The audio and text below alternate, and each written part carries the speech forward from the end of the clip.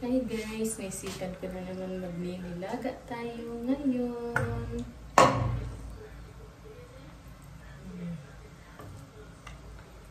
Ang ginagawa ko guys, pinapatuyuan ko muna to hanggang sa kumatas yung sariling mantika. Ayan na guys, nagmantika na siya.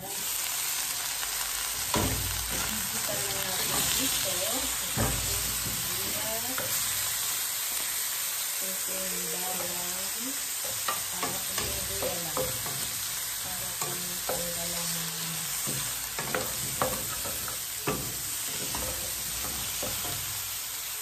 pagtanggalan ng pipilan sa lansangan. Tapos lagyan natin yung tubig muna.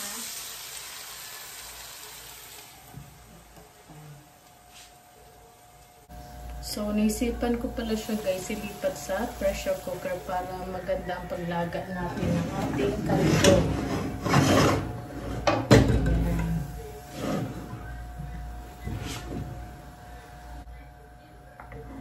Hinayin natin itong ating kaldo. Tsaka yung mga ribs. Para maganda ang paglaga natin ng ating kaldo. Malasa sa sabaw. So, maganda yung paglaga dito sa pressure cooker. Ayan. Dinagdagan ko na rin siya ng maraming sabaw. Kasi mahilig magsabaw mga tao dito. Bahan. Ayan. Okay, takpan na natin siya. Lalagain lang natin siya guys ng 30 minutes. Ayan na guys, itimply na natin siya. Lagyan natin siya ng isang nor cubes. Tapos ilulunugan natin ang kanyang gulay. Lagyan natin itong sili.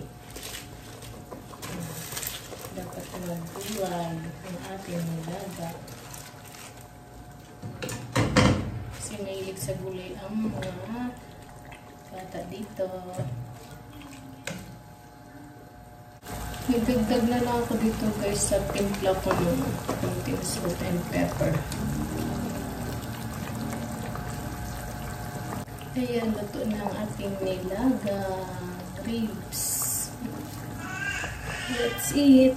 Ayan na siya guys. Luto na ang ating nilaga. Wow. Kain na tayo. Thank you for watching. Bye-bye.